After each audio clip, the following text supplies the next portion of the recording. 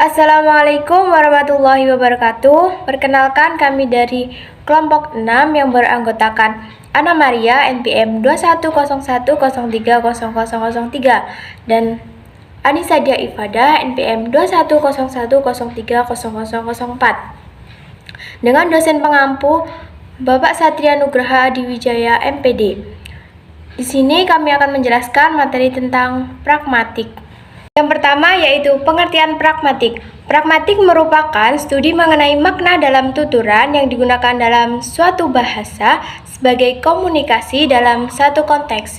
Menurut Levinson dalam Badar 2009, pragmatik adalah kajian hubungan antara bahasa dan konteks yang tergramatikalisasi dan terkodifikasi dalam struktur bahasa. Menurut Lech, pragmatik mengkaji tata bahasa yang terdiri dari fonologi, morfologi, sintaksis, dan semantik melalui semantik. Menurut Sudaryat, pragmatik menelaah hubungan tindak bahasa dengan konteks tempat, waktu, keadaan, pemakainya, dan hubungan makna dengan ujaran pragmatik. Menurut Yule, mengungkapkan pragmatik adalah studi tentang makna yang disampaikan oleh penutur dan ditafsirkan oleh pendengar atau pembaca. Menurut Nadar, pragmatik adalah bahasa yang digunakan untuk berkomunikasi dalam situasi tertentu. Kemudian menurut Rohmadi juga mengungkapkan bahwa pragmatik bagian dari analisis linguistik fungsional memiliki unsur-unsur eksternal yang komprehensif. Broto juga mengungkapkan bahwa pragmatik dengan semantik sama-sama mengkaji arti, namun pragmatik mengaku arti menurut tafsiran penutur atau sangat bergantung pada konteks. Selain itu, menurut Kruis mengungkapkan bahwa pragmatik diterima dalam bentuk linguistik yang digunakan dan muncul secara alamiah dari makna-makna konvensional dengan konteks tempat penggunaan. Sehingga dapat disimpulkan bahwa pragmatik adalah ilmu bahasa yang membahas tentang penggunaan makna satu kata, frasa, bahkan kalimat yang didasari atas konteks-konteks tertentu. Jenis-jenis pragmatik. Yang pertama, ada tindak tutur. Tindak tutur adalah salah satu analisis pragmatik yang mengkaji bahasa dengan aspek pemakaian aktualnya. Sedangkan menurut Austin, jenis-jenis tuturan ini dibagi menjadi 3 macam, antara lain tindak tutur lokusi, yakni mengucapkan sesuatu dengan kata dan kalimat yang sesuai dengan makna di dalam kamus dan menurut kaidah sintaksisnya. Tindak tutur yang kedua yaitu ilokusi, yakni tindak tutur yang mengandung maksud berkaitan dengan siapa, bertutur kepada siapa, kapan, dan di mana tindak tutur itu dilakukan. Dan tindak tutur perlokusi adalah tindak tutur yang pengujarannya dimaksudkan untuk mempengaruhi mitra tutur.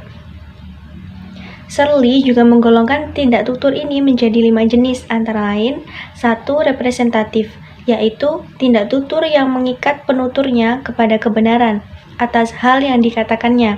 2. Direktif, yaitu tindak tutur yang dimaksudkan penuturnya agar mitra tutur melakukan tindakan sesuai apa yang disebutkan di dalam tuturannya.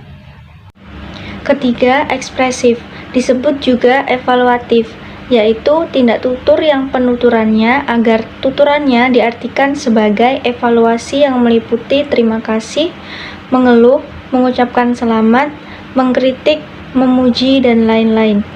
Keempat, komisif, yaitu tindak tutur yang mengikat penuturnya untuk melaksanakan segala hal yang disebutkan dalam ujarannya, yakni bersumpah, berjanji, mengancam, dan lain-lain. Yang kelima, deklarasi, yaitu tindak tutur yang dimaksudkan penuturannya untuk menciptakan hak status dan keadaan yang baru. Jenis pragmatik yang kedua yaitu implikator. Implikator mengacu pada jenis kesepakatan bersama antara penutur dengan lawan tuturannya, yakni kesepakatan dalam pemahaman bahwa yang dibicarakan harus saling berhubungan.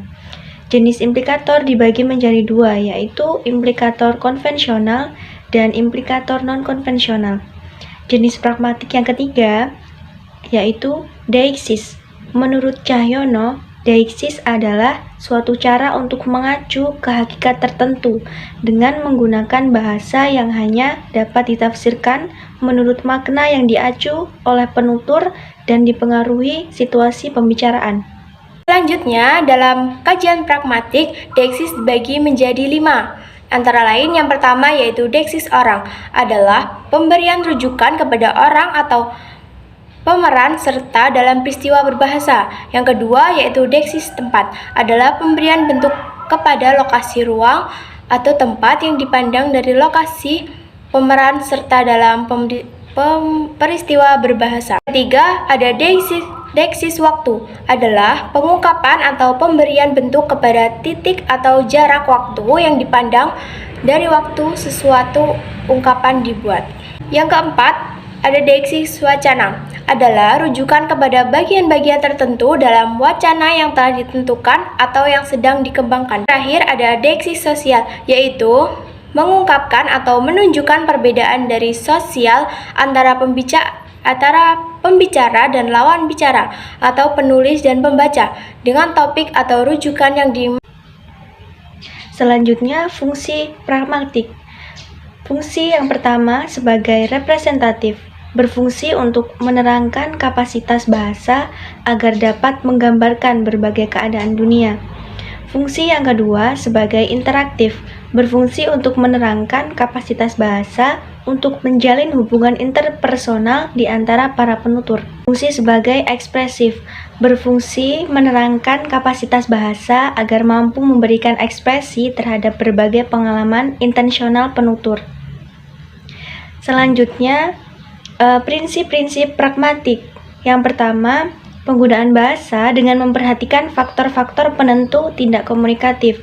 Kedua, penggunaan bahasa dengan memperhatikan aneka aspek situasi ujaran. 3. Penggunaan bahasa dengan memperhatikan prinsip-prinsip kerjasama. Dan penggunaan bahasa dengan prinsip-prinsip kesantunan. Itu tadi penjelasan dari kami, kurang lebihnya kami mohon maaf. Kami akhiri, wassalamualaikum warahmatullahi wabarakatuh.